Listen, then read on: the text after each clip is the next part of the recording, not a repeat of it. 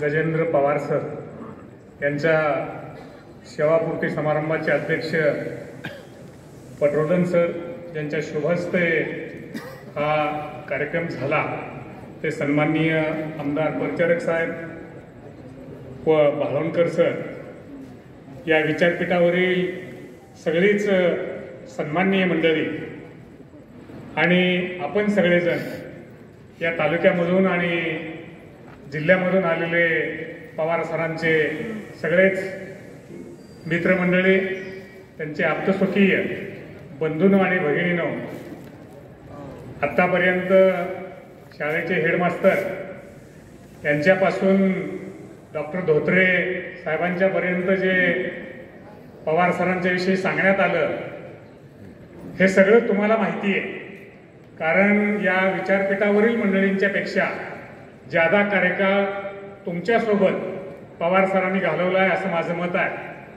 कारण सरांचा विषय गणित असला तरी सरांनी क्रीडा या विषयामध्ये आणि विभागामध्ये अत्यंत मोठं काम केलंय आणि सरांची सेवापूर्ती किंवा त्यांचा सेवानिवृत्ती समारंभ हा या तालुक्यामध्ये आणि जिल्ह्यामध्ये या विभागात खात्रीने पोकळी निर्माण करून देणारा ठरणार आहे।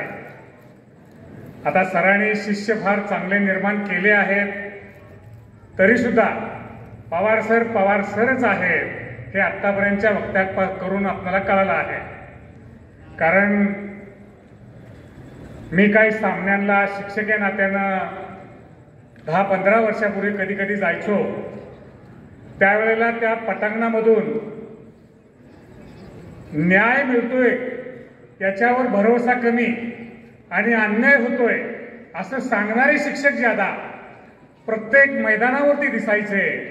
पण ही परिस्थिती बदलण्याचं काम त्या मैदानावरती एका आदरणीय बनून व्यक्तीनं पवार सरांनी फार मोठा कार्यकाळ, आज 35 वर्ष 10 महिने इतकी मोठी सेवा अत्यंत गुणवंत स्वरूपामध्ये या ठिकाणी त्यांनी केली।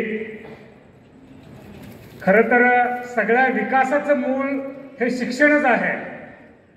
सगळे विकास हे शिक्षणामुळेच होतात, पण त्या शिक्षणाला शिस्त आणण्याचं काम हा क्रीडा विभाग करत असतो।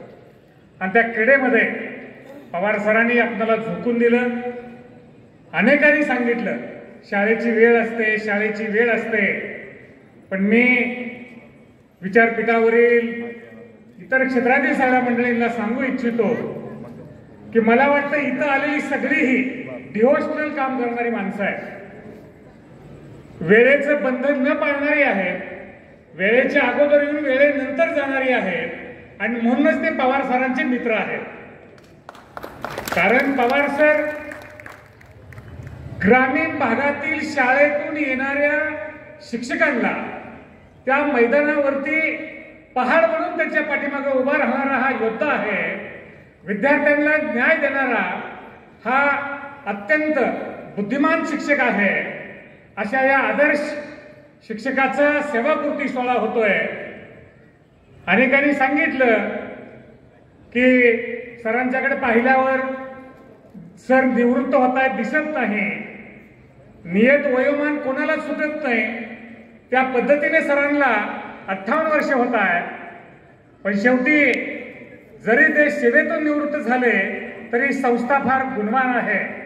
कारण या संस्थेतून जी निर्मिती झाली आहे, जी आदर्श मंडळी ह्या संस्थेचे संचालक आजबन आहेत, ही सगळी अत्यंत तीक्ष्ण नजरेने सगळे बघतात आणि तीक्ष्ण नजरेने बघितलेली माणसाने निर्माण सुद्धा मोठं केलं आहे।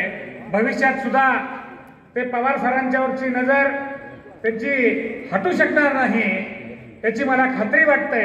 भविष्यातल्या पवार सरांच्या सर्व त्यांच्या कौटुंबिक आयुष्यासाठी मी खूप शुभेच्छा देतो आणि थांबतो। जय हिंद, जय महाराष्ट्र। धन्यवाद सर।